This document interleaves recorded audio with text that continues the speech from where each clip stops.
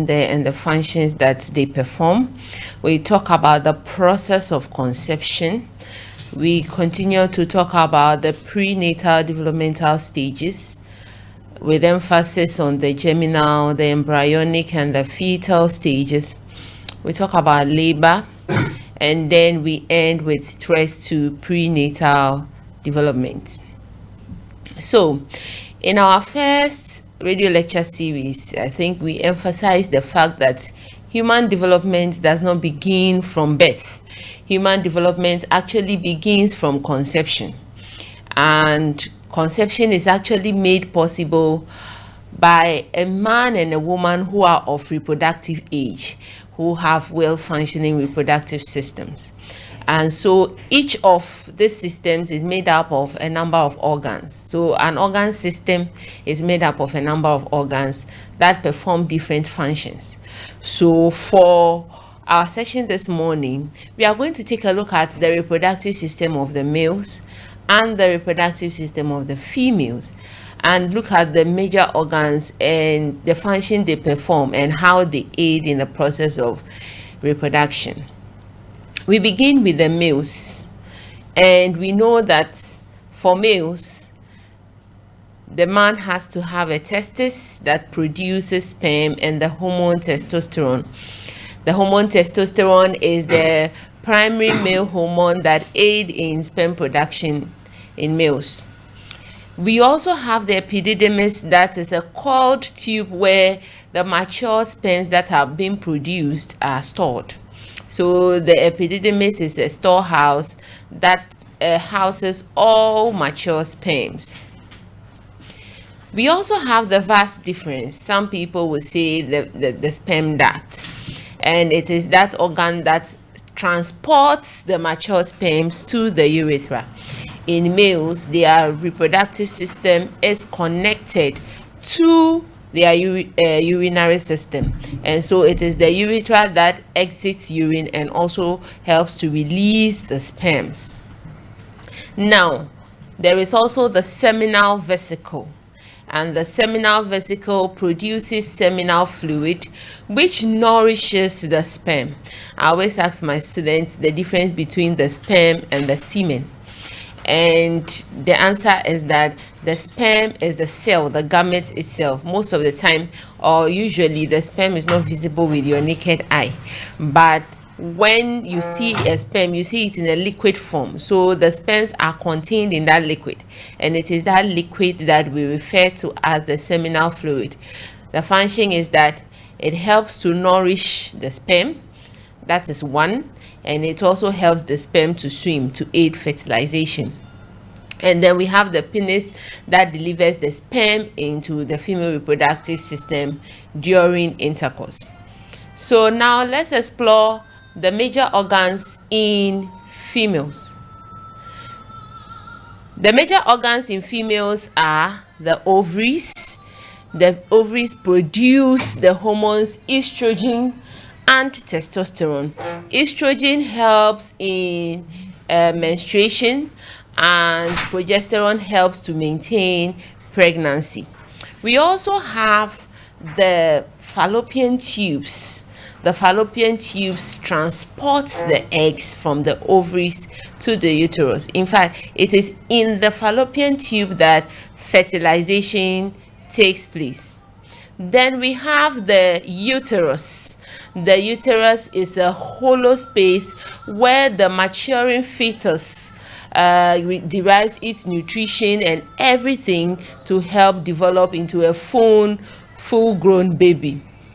We also have the cervix, and the cervix is the lower part of the uterus that opens into the vagina. In fact, during labor, it is the cervix that dilates to enable the baby to exit the womb or the baby to exit the uterus. We also have the vagina that serves as the birth canal and the site for sperm deposition during intercourse. So we have the major organs in the male reproductive system, the major reproductive organs in the female system. Now let's look at some of the processes that aid in conception. What are some of the processes that aid in conception? So first, there should be ovulation in the female. There should be ovulation in the female. So every month, women go through what we call the menstrual cycle. And the menstrual cycle is a cycle of repeated hormonal activity in females every month. And what that signals is that every month the woman is prepared to house or to host a pregnancy, whether or not they like it. Okay, so it's a natural thing that happens. So the ovulatory phase of a woman is the period where conception is most possible. In fact, when you take the menstrual cycle of a woman, it comes in 3 stages. So we have the follicular phase, which is the period where the follicles in the ovary produce the egg. When the egg is matured, then it is released during the second phase, which is the ovulatory phase. And then we have the luteal phase, which is the phase where the hormone calms down and the woman's body returns to normal. So it is within the ovulatory phase that conception is made possible. Now, when the woman releases the egg, it has to be fertilized by a sperm within 24 hours. When this does not happen, the egg would disintegrate and there's a least chance of what? Conceiving. Now, even prior to ovulation, usually 5 days to ovulation is also a fertile window, because I usually tell students that sometimes a potent sperm can wait in the reproductive system for the egg to be released and it fertilizes it. So the most fertile windows for a woman is 5 days prior to ovulation, on the day of ovulation, and 1 day after ovulation. So if a woman has unprotected intercourse with a man within this period, it is possible for the woman to conceive. Now, during intercourse, when the man ejaculates or when the man releases sperms, millions of sperms are released into the female's reproductive tract. Now, these sperms have to race to fertilize the egg.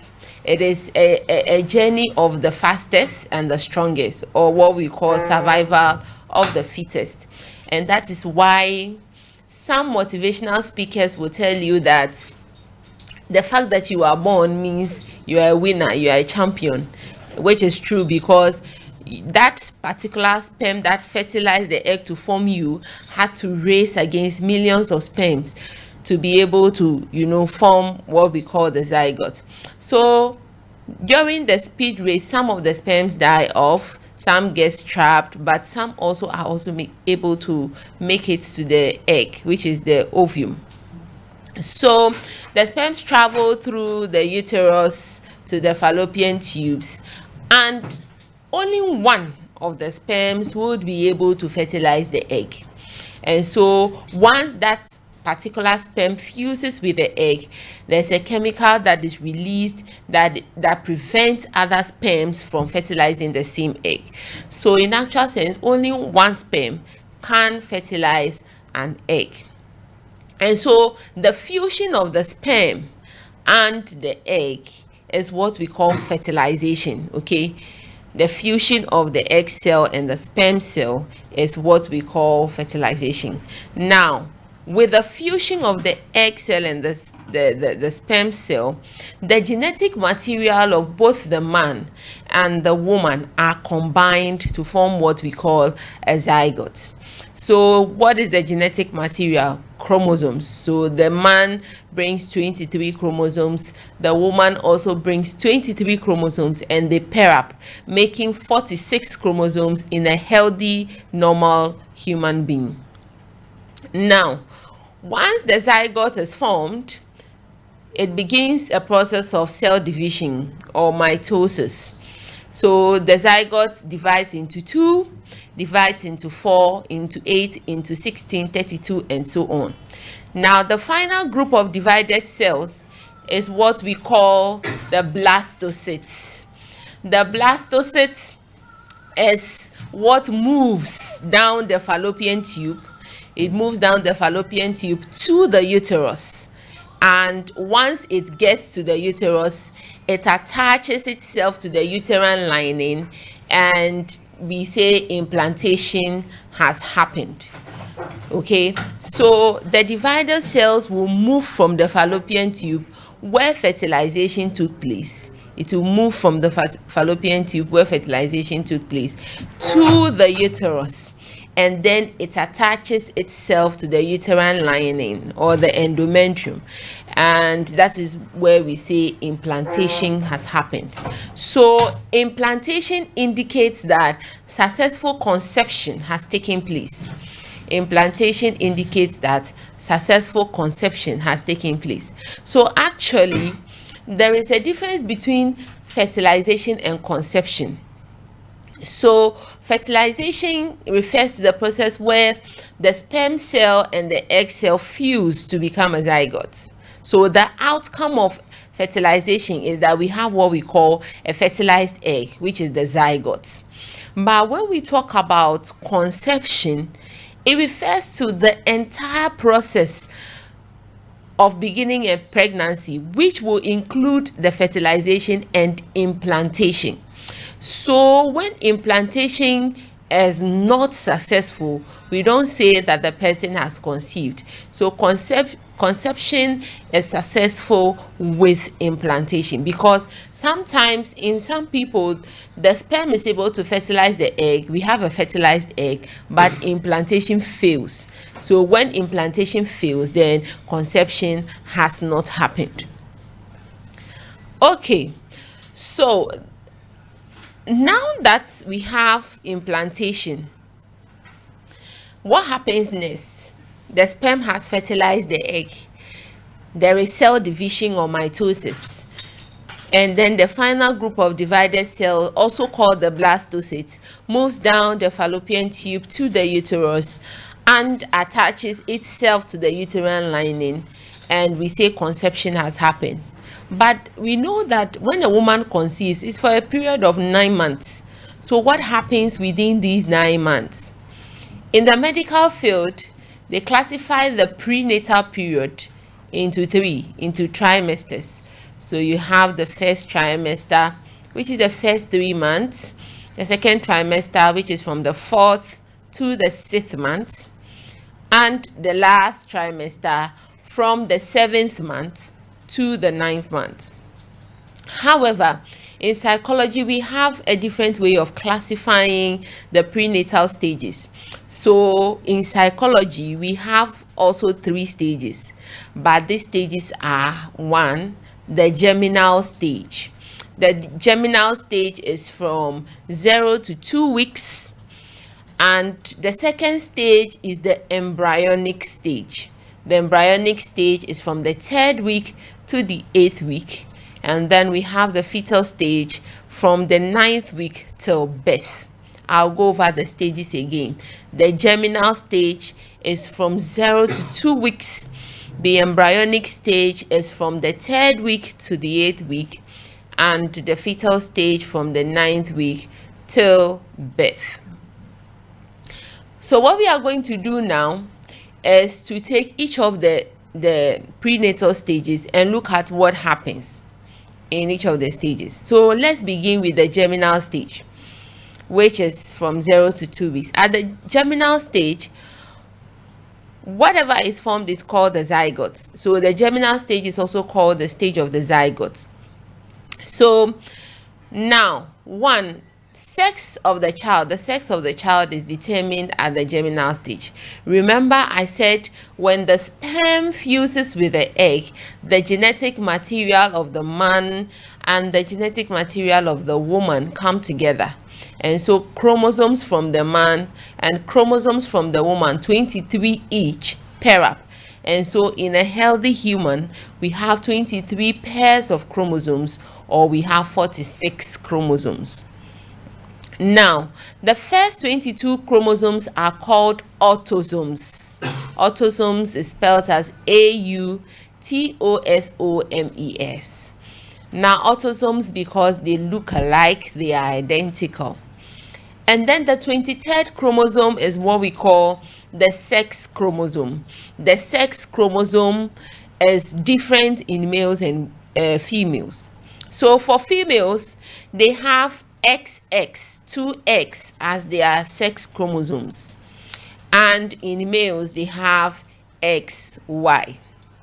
Now, at any chance that a couple has at giving birth, there is a 50% chance of giving birth to a boy or a 50% chance of giving birth to a girl. So what happens before a couple gives birth to a girl? It means that the woman brings their X chromosome and the man also brings the X chromosome to form a female. But in that of the males, the woman brings the X chromosome and the man brings the Y chromosome to pair up to form a male. So it is a 50-50 chance. I always tell my students that there are instances where men will divorce their wives because they are always giving birth to girls and not boys. But the truth of the matter is that it is not the woman that determines whether the baby is a boy or a girl. Actually, it is the man, because they have the Y chromosome to give. And at any chance, since it's probability, you may not be able to tell which one it is. So it's chance. And once something is probability, it would appear to as if it is favoring some people in a way. So there are some people who give birth to all girls. There are those who give birth to all boys. There are those who give birth to boy, girl, boy, girl. But sometimes it is the cultural value that we place on certain genders that makes it appear as if it's a bad thing to have only one gender. Now, although sex is determined during the germinal stage, the sex of the child cannot be physically seen or expressed during that stage. It happens during the 8th week, which is usually the end of the embryonic stage, getting to the fetal stage. So the sex of the child is already determined with the fusion of the egg cell and the sperm cell. But the genitals do not develop. What it means is that at that early stage of the pregnancy, if you go for a scan, it may not be able to detect until about a few weeks, usually from the 7th to the 8th week. That is where the sex organs begin to develop in the child. Okay, let's continue. Some students ask me the question, Madam, since you said only one sperm is able to fertilize one egg, how come some people have twins? How come some people have triplets? The answer is simple. Twins can be formed from one zygote or two zygotes. What it means is that we can have monozygotic twins or dizygotic twins. Mono means one. It means that these are twins that are coming from the same zygote. And so when the sperm fertilizes the egg, forms a zygote, the zygote divides, remember the cell division, into two, and these two form separate babies. And usually monozygotic twins are always the same sex or the same gender, so all girls or all boys.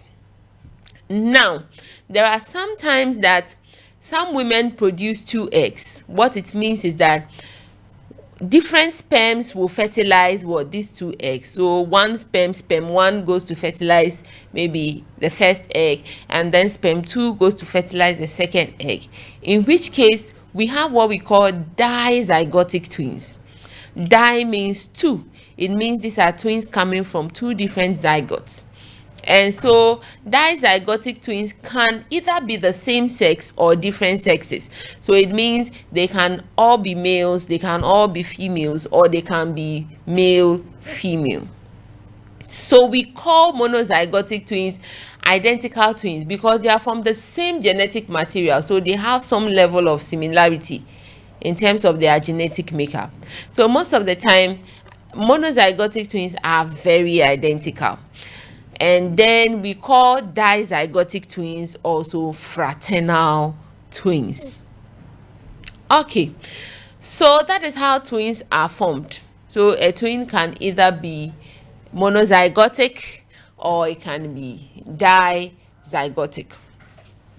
Now, I spoke about the cell division that occurs when the zygote is formed, and the cell division continues till a blastocyst is formed. The blastocyst travels through the fallopian tube towards the uterus, and after about 6 to 10 days, the blastocyst attaches itself to the endometrium or the uterine lining, and implantation happens. And we said implantation is indicative of a successful conception. Now, there are some times that instead of the blastocyst to travel down the fallopian tube, enter the uterus, and attach itself to the fallopian tube, it finds the fallopian tube very comfortable, so it implants itself, or it attaches itself in the fallopian tube, in which case we say ectopic pregnancy has happened. There are other sites that ectopic pregnancy can happen, like in the ovary, the abdomen, the semen, the cervix, but the most common one is in the fallopian tube. And ectopic pregnancy comes with a lot of pain for the mother, and so most of the time it is not carried to term. So implantation ends the germinal stage and begins the embryonic stage. By the time we are getting to the embryonic stage, whatever is formed is no longer a zygote, it's now an embryo. Now, the embryo goes through a lot of processes.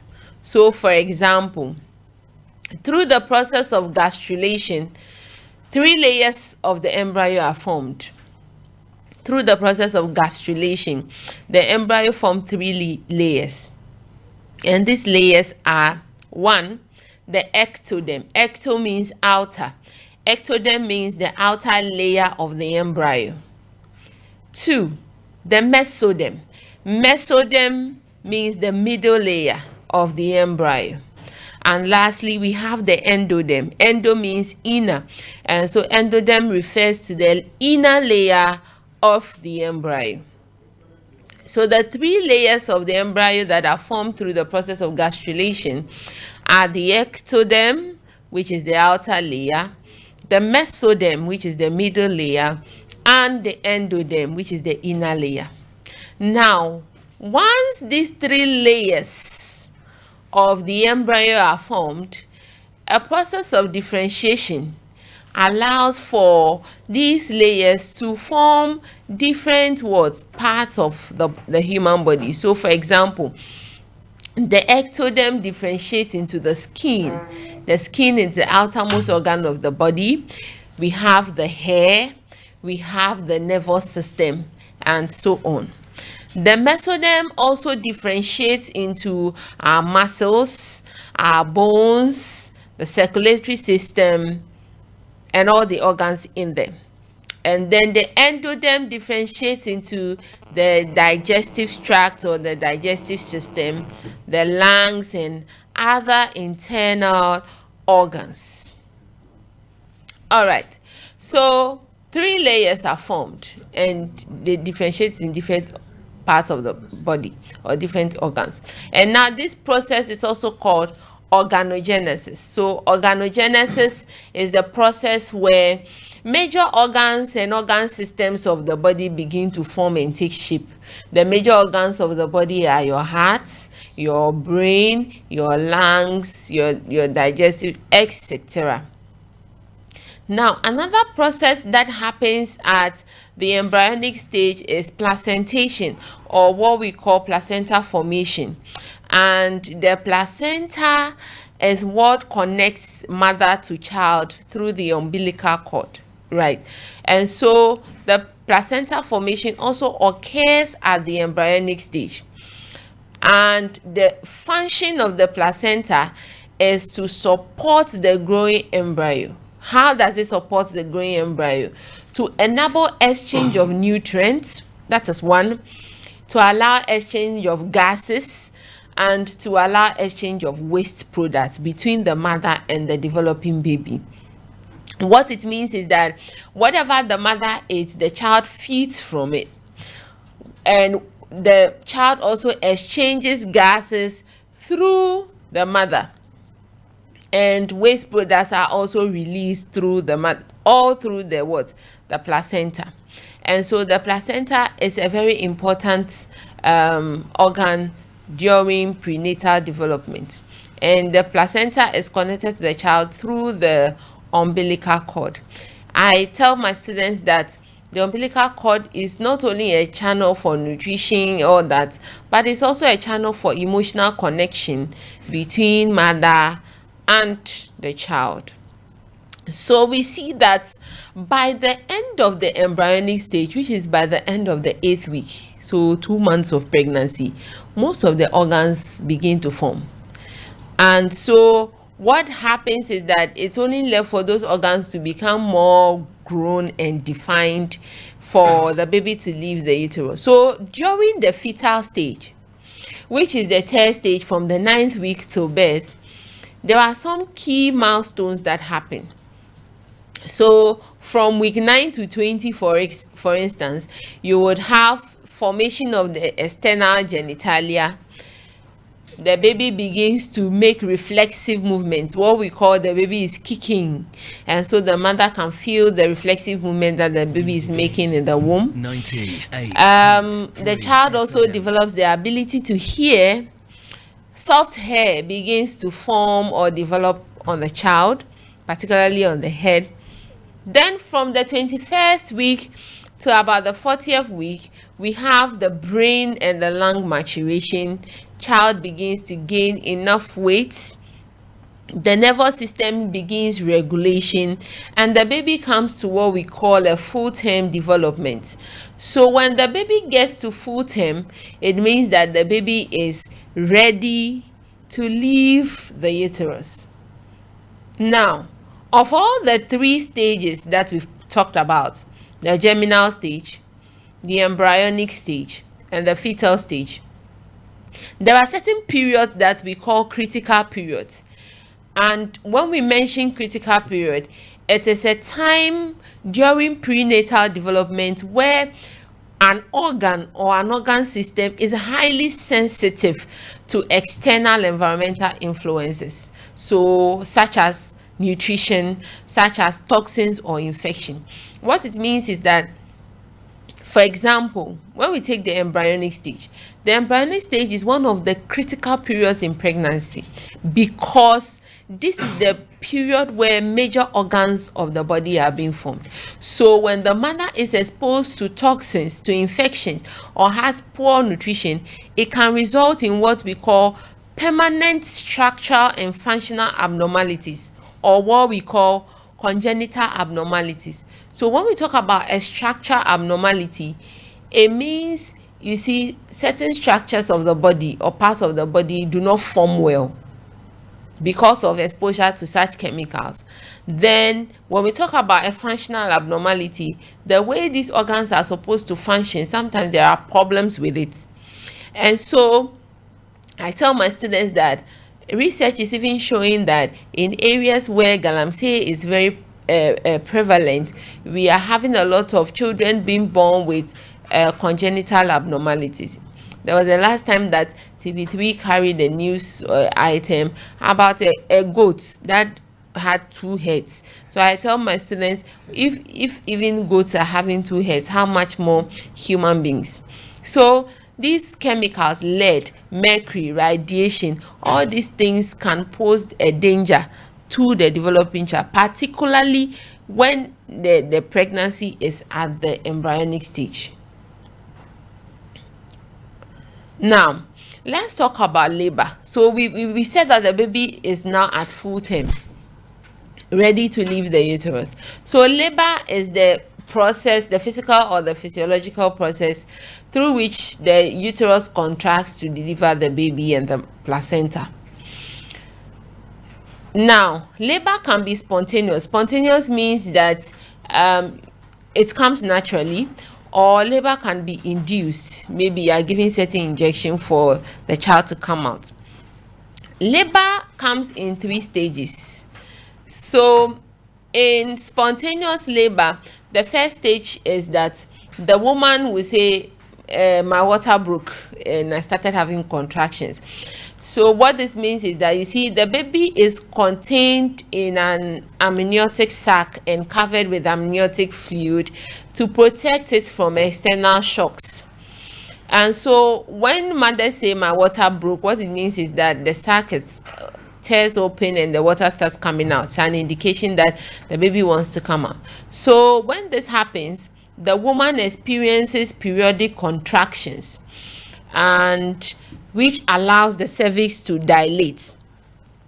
And so during the first stage of labor, the cervix has to dilate up to about 10 centimeters to allow the baby come out. So the dilation process or the contraction process happens over hours.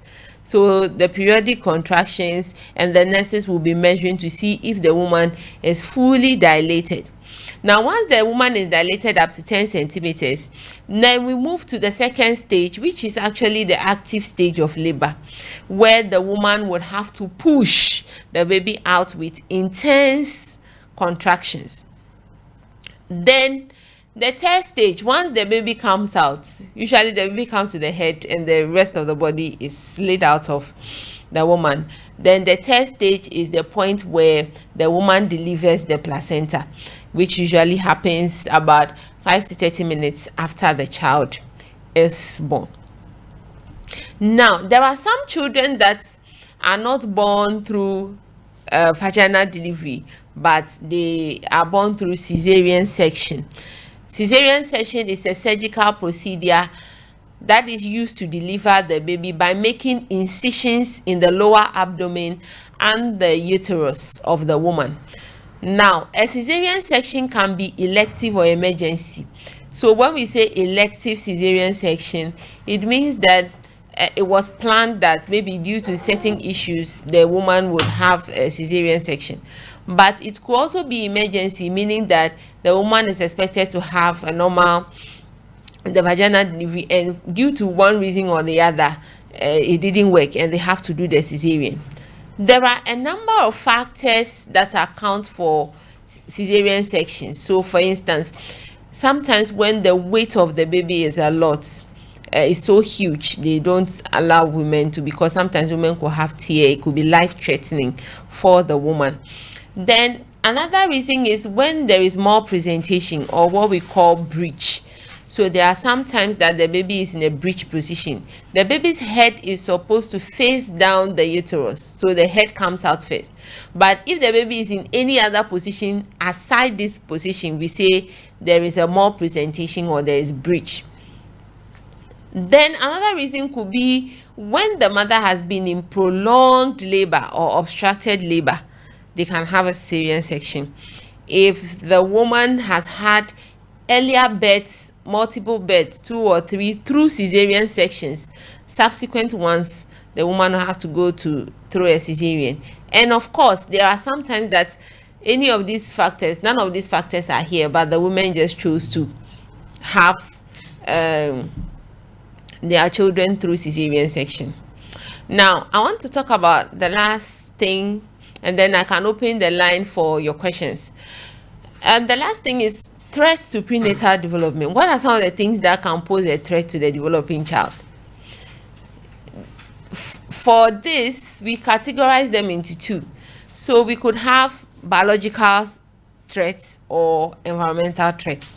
When we say something is a biological threat, it means there's something inherent in the woman's system or genes or makeup that is posing a threat to the child. So for instance, we could have chromosomal disorders or genetic disorders. So chromosomal disorders are disorders that result from abnormal chromosome number or the chromosome structure.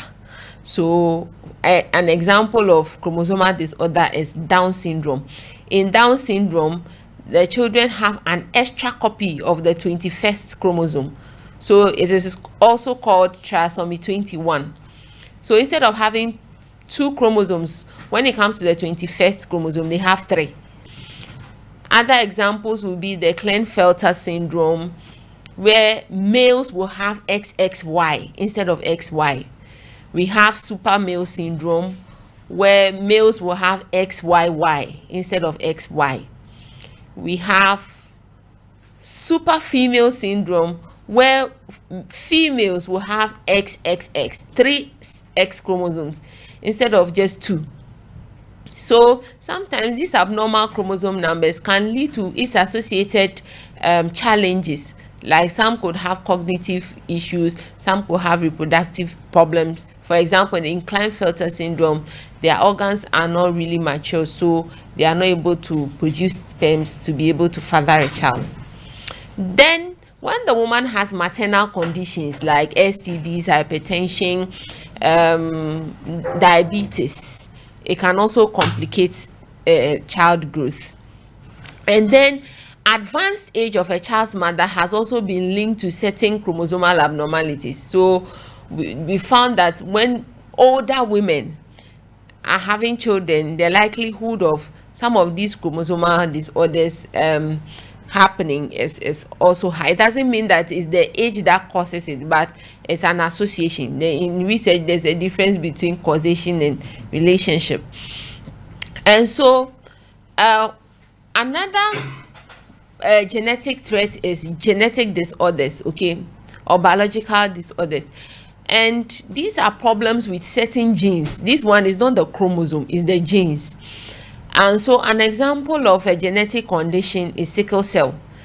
Sickle cell is an inherited condition where a child inherits abnormal hemoglobin from the parents.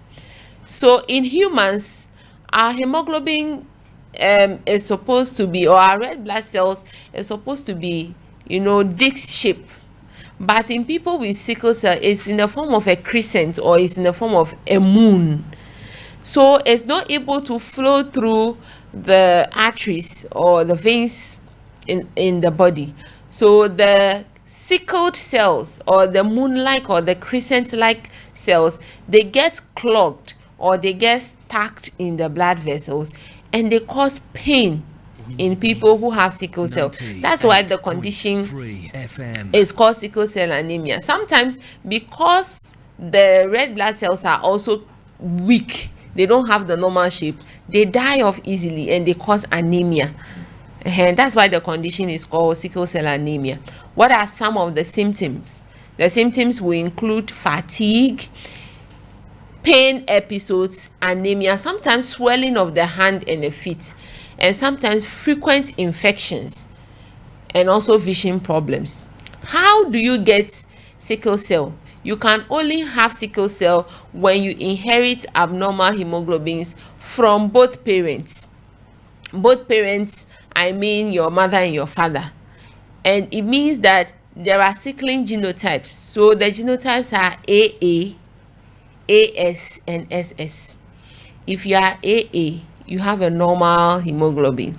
If you are AS, you carry one abnormal gene for it. If you are SS, it means you have it. So if you are AA, you can partner with somebody who is AA or AS, or even SS. If you are AA, you marry AA, all your children will be AA. If you are AA, you marry AS, 25% of your children will be carriers, which is okay, they don't have the condition. If you are AA and you marry SS, somebody who has the condition, all your children will be carriers, and there's no problem with that. But if you are AS and you marry AS, that's where the problem begins, because 25% of your children are likely to have sickle cell, and all your children can fall in that 25%. Then if you are AS, you have no business going around somebody who is SS, right? And so these are some of the precautions that you need to take. Then when it comes to the environmental threats, we have something we call teratogens.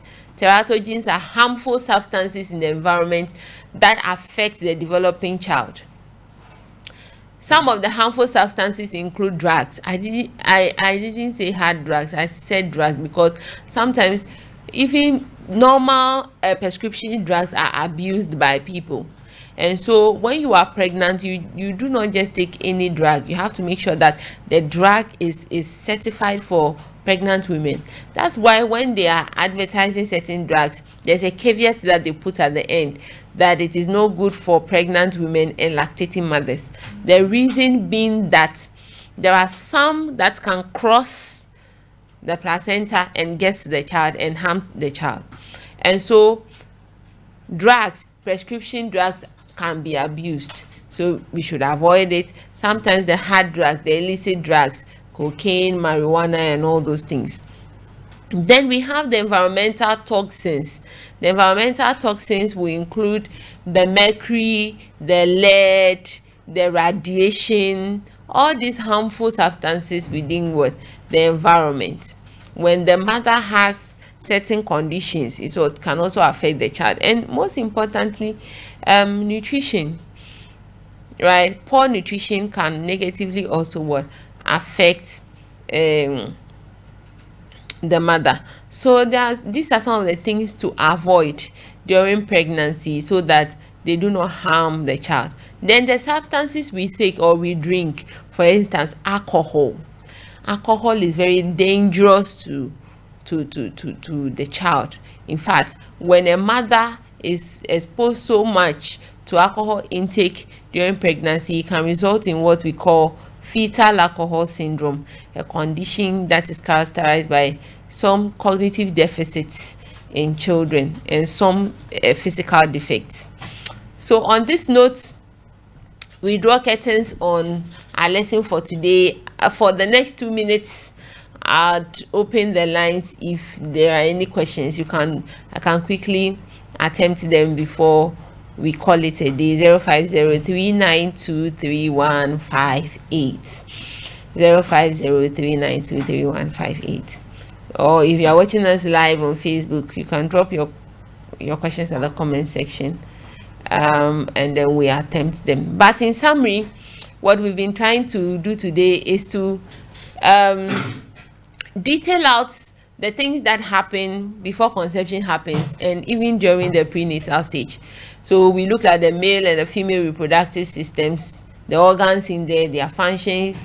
We looked at the process of conception, what happens. We talk about ovulation, sperm journey, fertilization, implantation, all that. Then we talk about the prenatal stages, where we looked at the germinal stage, the embryonic stage, and the fetal stage. We talk about critical period in prenatal development. We talk about labor, the stages of labor, and lastly, we also explored some threats to prenatal development and what are some of the things that we need to avoid. And we listed a number of them. We should avoid sometimes the genetic ones, we do not have any direct control over it, but the environmental ones, as much as possible, we can avoid it. On that note, I want to say thank you so much for tuning in and listening to us. Until we meet again on another episode, it's bye for now and enjoy your week. Enjoy yours as well. So, Miss Delight ABLA